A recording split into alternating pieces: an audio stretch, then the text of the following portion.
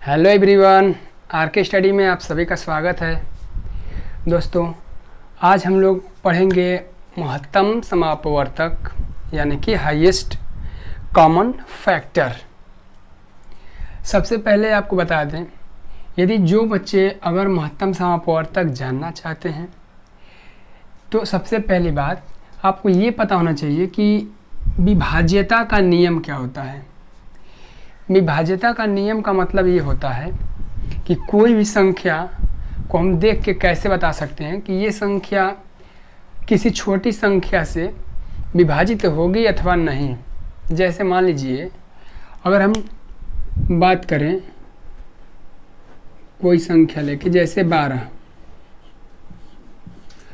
को हम देख करके कैसे बताएंगे कि ये संख्या किस किस संख्या से विभाजित होगी, या फिर कोई नंबर दे दिया जाएगा ऑप्शन में कि ये संख्या किस संख्या से विभाजित है। तो उन सभी के कुछ नियम होते हैं कि कौन सी संख्या किस तरीके से इस 12 से कटेगी या नहीं। तो यदि उस चीज़ को आप समझना चाहते हैं तो आप हमारे क्लास को देख सकते हैं। क्लास आपको प्लेलिस्ट में मिल जाएगा, विभाज्यता का नियम करके है। वैसे भी उस चीज़ को हम डिस्क्रिप्शन में डाल देंगे, आप उस वीडियो को ज़रूर देखिएगा। उसके बाद आप इस समझेंगे क्लास को। महत्तम समापवर्तक का परिभाषा ये होता है कि दो या दो से अधिक संख्याओं का महत्तम समापवर्तक वो महत्तम संख्या होती है जिससे दी हुई संख्या यानी कि सभी संख्याएं जो भी रहेंगी वो पूर्णतः विभाजित हो जाएं। अर्थात कहने का अर्थ यह है कि जैसे मान लीजिए हम कोई संख्या ले लें, दो संख्या ले लें, मान लीजिए 12, 18 और तीसरी संख्या एक और ले लें, मान लीजिए 24। ये चीज़ यानी हमने क्या किया, दो से अधिक यानी 3 संख्याएं ले ली। इन तीनों संख्याओं का अगर पूछा जाए कि महत्तम समापवर्तक क्या होगा, तो सबसे पहले हम ये देखेंगे कि हम वो मैक्सिमम वैल्यू यानी कि महत्तम सबसे अधिक संख्या लेंगे जो इन तीनों संख्याओं को क्या करे, विभाजित कर दें।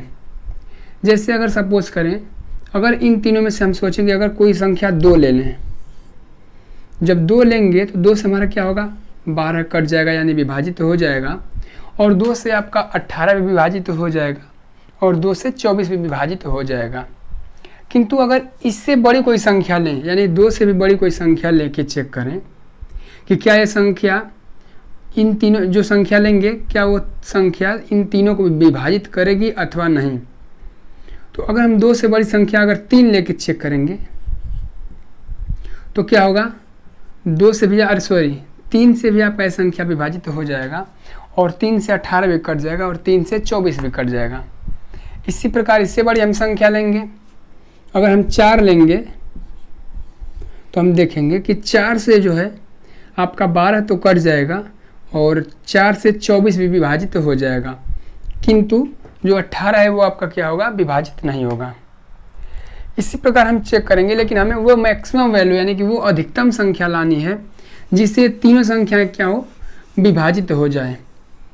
तो सबसे पहले हम ध्यान देंगे इन तीनों में जो सबसे छोटी संख्या होती है उससे कम ही वो संख्या होगी, या फिर मैक्सिमम इस छोटी वाली संख्या के बराबर वो महत्तम समापवर्तक यानी कि मौसा वाली आपका वो संख्या होगी। तो जैसे हम 2 से चेक किए हैं तो ये तीनों संख्या आपकी विभाजित हो गई है, 3 से भी चेक किए हैं तो विभाजित हो गई है। अब उन दोनों के कॉमन यानी कि मल्टीपल 2 गुणे 3, अगर इससे हम चेक करते हैं तो 2 3 क्या होगा, 6। अब इस 6 से भी हम चेक करेंगे क्या ये हमारी संख्या 6 से तीनों से विभाजित होगी या नहीं। तो हम देखेंगे कि 6 से आपका 12 कट जाएगा 2 बार में, और 6 से आपका 18 भी कट जाएगा, और 6 से आपका 24 भी कट जाएगा, यानी जो 6 है। अब इससे बड़ी संख्या यानी 6 का 2 गुना, या फिर 6 के और आगे जाके देखेंगे 8, ऐसे करके बारी बारी से चेक करेंगे कि वो कौन सी मैक्सिमम वैल्यू है जो इन तीनों संख्याओं को विभाजित करेगा। तो चेक करते करते हम देखें कि 6 ऐसी बड़ी संख्या है जो कि इन तीनों को विभाजित कर देगा, अतः हमारा क्या होगा, 6 इस क्वेश्चन का आंसर हो जाएगा। ये तो हो गया समझने का नियम किंतु इसकी कुछ विधि होती हैं सॉरी, कुछ विधि होती हैं, जैसे उस तरीके से हम चेक करेंगे। तो ध्यान देंगे, महत्तम समापवर्तक को करने की 2 विधियां हैं। कौन कौन सी विधियां हैं? तो पहला है आपका भाग विधि द्वारा,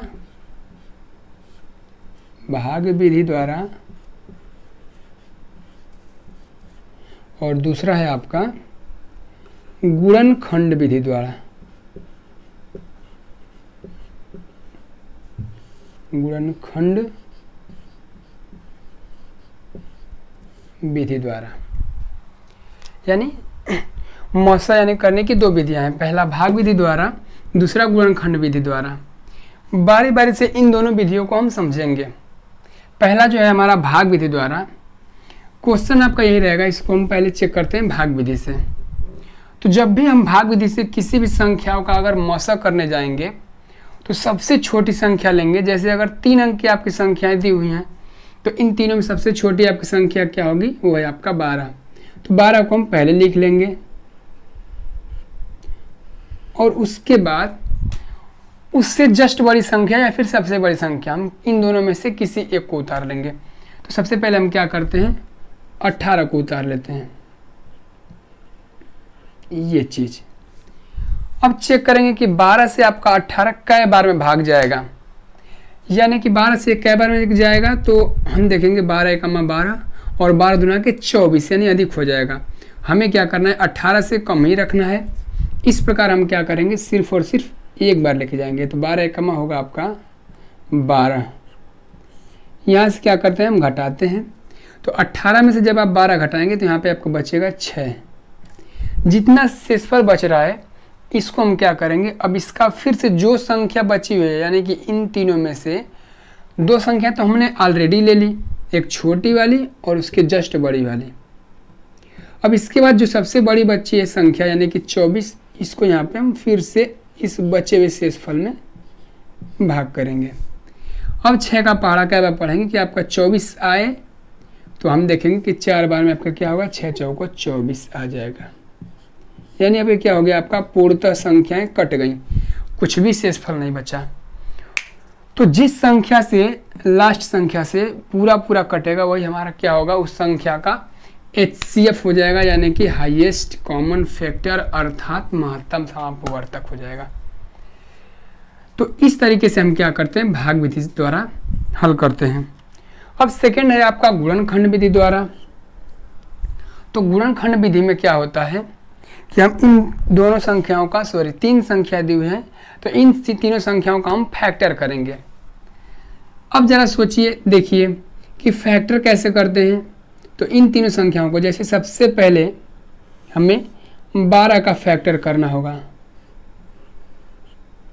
जब 12 का फैक्टर करेंगे, फैक्टर करने का मतलब ये है कि इस संख्या को हमें सबसे छोटी संख्या, सबसे छोटी अभाज्य संख्या से इससे कटानी है।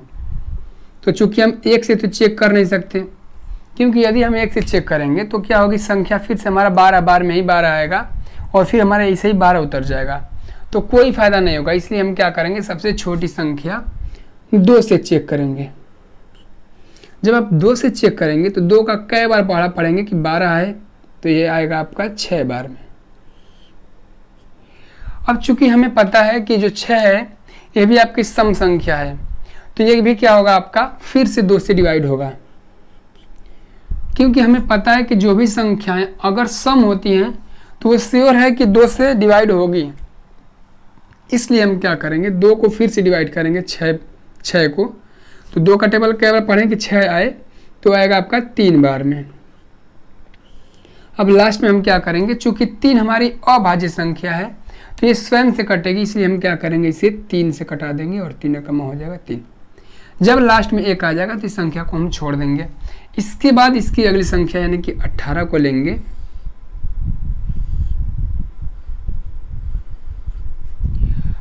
अब इसे हम डिवाइड करेंगे, यानी कि फिर से हम चेक करेंगे कि ये मिनिमम संख्या किससे डिवाइड होगा।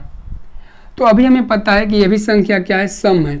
देखिए, जो बच्चे अगर सम विषम नहीं जानते हैं उनको भी हम बता दें कि सम संख्याएं वे संख्याएं होती हैं जिनके लास्ट में यानी कि अंत में 0 या फिर 2 या फिर 4 या फिर 6 या फिर 8 आए। यानी कि पहला परिभाषा सम का ये हो जाएगा कि वह संख्या जिसके अंत में 0 या 2 या 4 या 6 या फिर 8 इन पांचों में से कोई भी अगर संख्या उसकी लास्ट डिजिट दिख रहा है, इसका मतलब वो संख्या क्या है, सम है। या फिर दूसरा परिभाषा ये हम कह सकते हैं कि वो संख्याएं जिसको 2 से डिवाइड करने पे पूर्णतः विभाजित हो जाए, यानी कि उस संख्या को अगर हम 2 से डिवाइड करेंगे यानी 2 से भाग करेंगे तो उसका शेषफल कुछ भी नहीं बचना चाहिए, पूरा पूरा कट जाएगा, उसे हम कहते हैं सम संख्या। तो हमें पता है कि लास्ट में 8 है, इसका मतलब क्या है, हमारा सम संख्या है। इसे फिर से हम 2 से डिवाइड करेंगे। जब 2 से डिवाइड करेंगे तो ये कै बार में कटेगा, 2 9 होता है 18, यानी कि 9 बार में चला जाएगा। अब चूंकि हमें पता है कि ये जो आपका 9 है ये सम संख्या नहीं है। सम संख्या नहीं होने का मतलब कि ये ऑलरेडी आपका विषम संख्या है। विषम संख्या का परिभाषा क्या होता है, तो वे संख्याएं जो 2 से विभाजित करने पे पूर्णतः न कटे, यानी पूरी तरीके से न कटे, कुछ न कुछ शेषफल, कुछ क्या, मान लीजिए कि हमेशा आपका शेषफल 1 बचेगा, यानी वे संख्याएं जो 2 से विभाजित करने पे उसका शेषफल 1 रह जाए, वो संख्या क्या होती है, विषम संख्या होती है। या फिर इसी का अपोजिट कह सकते हैं कि वे संख्या जिसके अंत में 1 या फिर 3 या फिर 5 या फिर 7 या फिर 9, इसमें से जो भी अगर आएगा वो क्या होगी, विषम संख्या कहलाएगी। ध्यान देंगे 1 से लेकर 100 तक यानी क्रमागत संख्याओं में 50 सम संख्या होती हैं और 50 विषम संख्या। और ऐसा नहीं कि आप 1 से लेकर 50 तक में बोले हैं, इसका मतलब 1 से 50 तक सम हो गया और 51 से लेके 100 तक यानी 100 तक विषम हो गया, ऐसा नहीं। 1 से लेकर 100 तक सम संख्याओं में 50 सम 50 विषम का मतलब कि अगर एक संख्या पहले अगर सम है तो उसकी अगली संख्या विषम होगी, उसकी अगली संख्या फिर से सम, उसके आगे वाली संख्या फिर से विषम, यानी कि अल्टरनेट क्रम से, पहला सम तो सेकंड विषम, तीसरा सम, इस प्रकार। जैसे मान लीजिए अभी हम देखें कि 1 2 3 4 और 5, सिर्फ इतना ही संख्या में हम देखें तो हमारा एक क्या है, विषम, दूसरा सम, तीसरा विषम, चौथा सम, पांचवा विषम, इस तरह छठवां सम, इस तरह आगे क्या होगा, क्रम बढ़ता जाएगा। तो ये होती है आपकी सम और विषम संख्याएं। चूंकि हम बात कर रहे थे यहाँ पे इस संख्या को गुणनखंड करने का, तो अभी हमारा जो 9 है ये किससे कटेगा, तो 2 से जस्ट आगे बढ़ेंगे 3। यदि हम 3 से चेक करेंगे कि क्या हमारा 9 डिवाइड होगा या नहीं, तो आपका देखते हैं 3 से क्या होगा, 3 बार में आपका कट जाएगा, 3 लेके 9। अब चूंकि 3 हमारा फिर से अभाज्य संख्या है तो ये क्या होगा, फिर से 3 से कटेगा और ये आपका लास्ट 1 आ जाएगा। इसी तरीके से हम अगली संख्या उठाएंगे 24 को और इसे भी चेक करेंगे। कहेंगे बड़ा लंबा प्रोसेस है, लंबा प्रोसेस इसलिए क्योंकि आपको अभी समझ में नहीं आ रहा है, थोड़ा सा शुरुआत है, इसलिए आगे जब आप पढ़ेंगे धीरे धीरे तो क्वेश्चन को देखते ही आप आंसर उसका मौसा निकाल लेंगे कितना आएगा। अब चूंकि ये भी आपका 24 है तो लास्ट में हमारी क्या है, सम संख्या है, क्योंकि लास्ट में क्या होना चाहिए, 2 4 6 8 या फिर 0 होना चाहिए। तो यहाँ पे आपका क्या है, 4 दिया हुआ है, इसका मतलब संख्या सम है। इसे हम फिर से 2 से डिवाइड करेंगे। जब 2 से डिवाइड करेंगे तो 2 एक कमा होगा 2 और 2 दूना के 4, यानी कि 12 बार में पूरा पूरा कट जाएगा। और फिर से जब इसे 2 से कटाएंगे तो 6 बार में कटेगा, और फिर से जब 2 से कटाएंगे तो 3 बार में, और अंत में फिर से 3 से 1 बार में।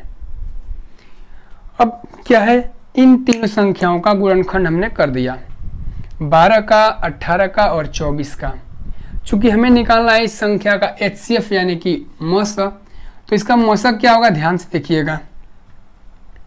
इसका मौसा जो है इन तीनों का गुणनखंड लिखेंगे। गुणनखंड लिखने का मतलब कि जो 12 लिखा गया है, 12 का गुणनखंड हमने क्या पाया, 2 गुणे 2 गुणे 3, 2 गुणे 2 गुणे 3। इसी प्रकार से हम 18 का लिखेंगे।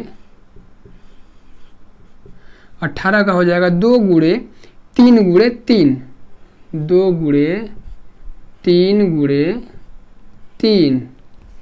और लास्ट है आपका 24, यानी कि इसका जब हम निकालने जाएंगे गुणनखंड तो ये है 2 गुणे 2 गुणे 2 गुणे 3, यानी कि 3 ठो 2 है और एक 3 है। 2 गुणे 2 गुणे 2 गुणे 3। अब इस प्रकार जब हम लिख लेंगे तो हमें पता है कि परिभाषा में पहले ही कहा गया था कि 2 या 2 से अधिक संख्याओं का मस वह संख्या होती है जिससे दी हुई संख्या क्या हो, विभाजित हो जाए। विभाजित होने का मतलब कि उन तीनों में कॉमन ऐसी संख्या ले लें जो बड़ी मैक्सिमम से अधिक संख्या हो, यानी वो मैक्सिमम वैल्यू जो तीनों में कॉमन निकले। तो हम देखेंगे कि यहाँ पे भी इसमें 1 2, इसमें भी 1 2, इसमें भी 1 2, यानी तीनों में आपका क्या है 2 कॉमन मिल रहा है। अब अगली संख्या ये भी 2 है और ये भी 2 है। चूंकि 18 वाले में 2 नहीं मिल रहा है, इसका मतलब कॉमन नहीं है। हमें ऐसी संख्या लेनी है जो तीनों में कॉमन मिले। इस प्रकार अब आगे देखेंगे तो ये भी 3 है, इसमें भी 3 है और इसमें भी 3 है, अर्थात 3 क्या है, तीनों में कॉमन है। इसलिए हम क्या करेंगे, किसी तीन को ले लेंगे इस तरीके से, या तो ऐसे ले लें या फिर लिख लें। अब देखिए और कोई संख्या है जो तीनों में कॉमन मिल रहा है, तो ऐसी कोई संख्या नहीं है जो तो तीनों में कॉमन मिलेगा। सिर्फ 2 और 3 के अलावा और कोई संख्या नहीं बची हुई है। इसका मतलब इसका HCF क्या हो जाएगा, तो HCF हो जाएगा 2 गुणे 3 अर्थात 2 3 6। चूंकि इसका क्वेश्चन का हम आंसर ऑलरेडी वैसे ही कर चुके थे, 12 18 और 24 लिख के हमने उसी समय चेक कर लिया कि वो कौन सा मैक्सिमम वैल्यू है जो तीनों को काट दे रहा है। लेकिन हमें कुछ विधियां सीखनी थी, जो कि पहला था आपका गुणनखंड विधि, पहला था आपका भाग विधि जो हमने पहले बताया, और दूसरा था आपका गुणनखंड विधि। तो गुणनखंड विधि द्वारा जब कहेगा तो आप इस तरीके से करेंगे, और जब भाग विधि से कहेगा तो आप उस तरीके से करेंगे। इसी प्रकार एक और हम क्वेश्चन लेते हैं, उसे बताते हैं। उसके बाद नेक्स्ट आपकी अगली जो संख्या जो अगला जो क्वेश्चन देंगे वो आपके लिए होमवर्क रहेगा। आप भी उसे ट्राई करिएगा कि आप क्वेश्चन को सही ढंग से कर पा रहे हैं अथवा नहीं। उम्मीद कर रहा हूँ कि आपको ये जो महत्तम समापवर्तक यानी कि HCF है बिल्कुल अच्छे से स्पष्ट समझ में आ गया होगा। सेकेंड क्वेश्चन हम लेते हैं। सेकेंड क्वेश्चन है आपका 18, 24 और 72। क्वेश्चन दिया है कि 18, 24, 72 कह रहा है कि इन तीनों संख्याओं का आप गुणनखंड विधि द्वारा महत्तम समापवर्तक ज्ञात कीजिए। यानी कि पहले ही बोल दिया है कि इसको किस प्रकार करना है, गुणनखंड विधि द्वारा।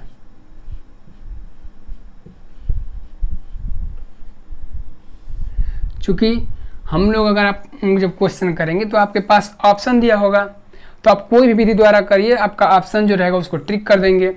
लेकिन कभी कभी जब आप बिना कंपटीशन वाला क्वेश्चन यानी जैसे क्लास जब करते हैं तो कंडीशन दे देगा कि गुणनखंड विधि द्वारा करिए, तो आपको उसी विधि से करना होगा। या फिर जब बोलेगा कि भाग विधि द्वारा करिए तो आपको भाग विधि द्वारा करना होगा। अगर आप उसका अपोजिट करेंगे तो आपका नंबर कुछ कट जाएगा। तो उस चीज़ को आप ध्यान देंगे। क्योंकि कंपटीशन आप क्लास कर रहे हैं तो इसमें कोई दिक्कत नहीं है, आपको किसी तरीके से करिए, बस आपको आंसर लाने से मतलब है। तो हमें 18, 24 और 72 को क्या करना है, गुणनखंड विधि द्वारा महत्तम समापवर्तक ज्ञात करनी है। अब गुणनखंड विधि द्वारा आप कैसे करेंगे अभी आपको बताया गया है। जैसे 18 का हम क्या करेंगे, सबसे पहले फैक्टर कर लेंगे। फैक्टर करने का वही नियम है, 2 से कटाएंगे तो 9 बार में, और फिर 3 से कटाएंगे तो 3 बार में, और लास्ट में कटाएंगे 3 से तो 1 बार में। इसी प्रकार 24 का हम करेंगे,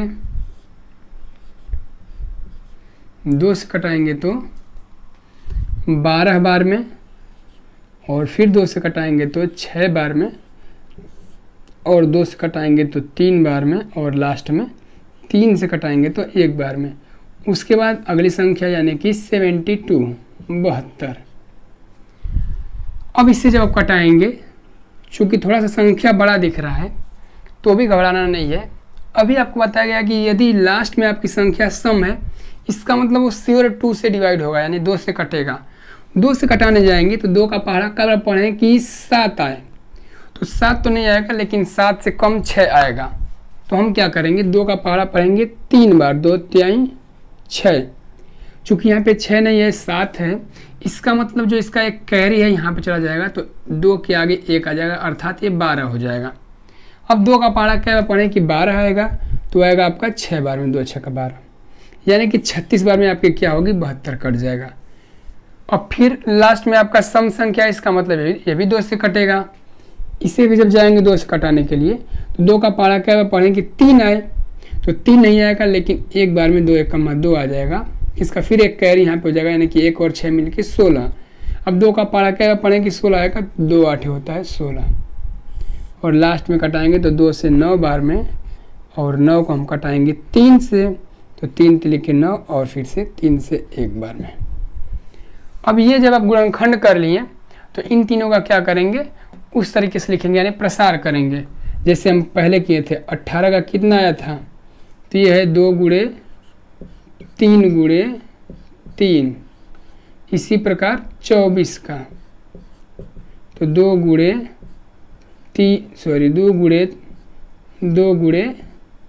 3। अब लास्ट वाला है आपका 72, यानी 2 गुणे 2 गुणे 2 गुणे 3 गुणे 3।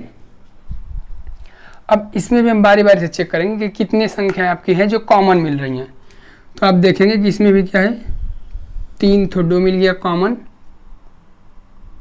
और 1 तो 3 मिल गया कॉमन, और कुछ मिल रहा है क्या, तो और कुछ नहीं मिल रहा है।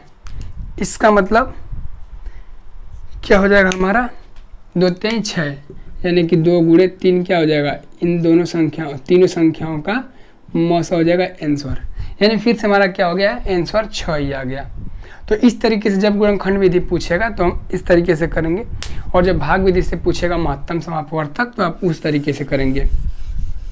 अब एक बात और इम्पॉर्टेंट, ज़रा इसे आप ध्यान देंगे। जैसे कभी कभी क्या होती है कि कुछ ऐसी संख्या दे देती है जो कि उसमें से दोनों संख्याएं में से कुछ भी कॉमन नहीं मिलता है। जैसे अभी हम बता रहे हैं, एक क्वेश्चन ले लें, जैसे क्वेश्चन है 15 कामा 16 का मौसा निकालना है। जब 15 कामा 16 का जब मौसा निकालना होगा तो हम पहले क्या करेंगे, वही काम करेंगे, गुणनखंड विधि लगाएंगे या फिर भाग विधि लगाएंगे। चलिए देखते हैं गुणनखंड विधि द्वारा। जब 15 का गुणनखंड करेंगे तो चूंकि 2 से कटेगा नहीं, क्योंकि आपकी लास्ट में क्या है, सम संख्या नहीं है, विषम संख्या है। अब हम क्या करेंगे, 3 से चेक करेंगे। जब 3 से चेक करेंगे तो ये कै बार में जाएगा, 3 5 15, 5 बार में। और फिर जब 5 से करेंगे तो 5 से कमा 5। इसी प्रकार अगली संख्या यानी कि 16 का फैक्टर करेंगे। 16 को 2 से कटाएंगे तो 8 बार में, फिर 2 से कटाएंगे तो 4 बार में, फिर 2 से कटाएंगे तो 2 बार में, और लास्ट में कटाएंगे 2 से तो 1 बार में। ध्यान देंगे, हम वो छोटी छोटी संख्या लेंगे, यानी कि अभाज्य संख्या लेंगे जो उसके और भाग ना हो सके। क्योंकि हम चाहते तो 16 को हम चाहते तो 4 से कटाते तो 4 बार में कट जाता, और फिर से 4 से कटाते तो 1 बार में, तो 4 गुणे 4 आपका क्या होता, गुणनखंड हो जाता। लेकिन हो सकता है कि कोई अगली जो संख्या दिया रहेगा जिसका आप गुणनखंड करेंगे और उसमें आपके 2 2 दिए रहेंगे, तो आप क्या करेंगे, 2 2 को कॉमन नहीं ले पाएंगे, क्योंकि यहाँ पे 4 लिखा रहेगा, वहाँ पे 2 और 2 लिखा रहेगा। तो चूंकि 2 दूना के 4 ही होता है, लेकिन आप समझ नहीं पाएंगे तो क्वेश्चन को गलत कर देंगे। इसलिए इन सभी संख्याओं को एकदम छोटे भाग में तोड़ के, यानी कि 2 3 5, यानी कुल मिला के कहने का अर्थ ये है कि वो संख्या लेंगे जो आपकी अभाज्य संख्या हो। ऐसी कोई संख्या नहीं लेंगे जो विभाजित हो, यानी कि भाज्य हो। अब इन दोनों का हम क्या करेंगे, फैक्टर करने के बाद गुणनखंड यानी कि यहाँ पे गुणा कर लेंगे। तो 15 बराबर क्या हो जाएगा, ये होगा आपका 3 गुणे 5, और 16 क्या हो जाएगा, 16 बराबर होगा 2 गुणे 2 गुणे 2 गुणे 2।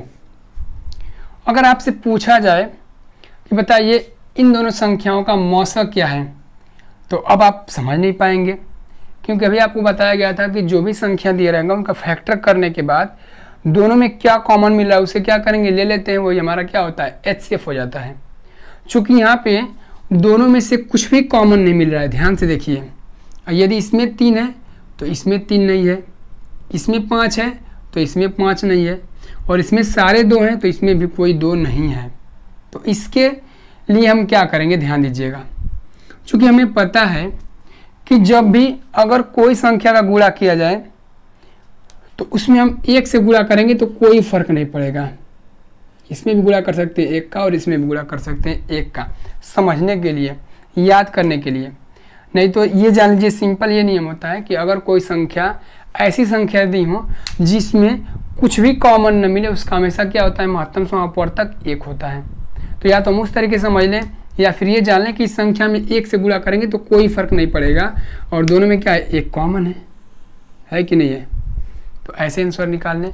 या फिर नोट में क्या लिख सकते हैं कि जब कोई संख्या दी हो और ऐसी संख्या दी हो जो कि क्या हो, उन दोनों में कुछ भी संख्याएं कॉमन न मिले, उसमें क्या होगा, हर वक्त उसका आंसर यानी कि महत्तम समापवर्तक 1 होगा। उम्मीद कर रहा हूं कि अब इस चीज़ को आप समझ चुके होंगे। एक लास्ट क्वेश्चन है जो आपके आज का होमवर्क रहेगा और आप इसे करिएगा। अगर आप इस क्लास को अच्छे से देखे हैं तो मैं आशा नहीं बल्कि पूरा विश्वास करूंगा कि आप उसका आंसर एकदम सही देंगे। तो ये रहा आपका आज का होमवर्क। होमवर्क में ये दिया गया है कि 20, 30 तथा 50 का महत्तम समापवर्तक क्या होगा। क्वेश्चन है 20, 30 तथा 50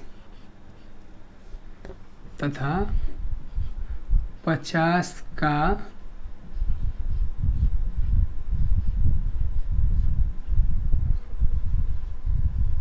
मसा है। ऑप्शन दे रहे हैं।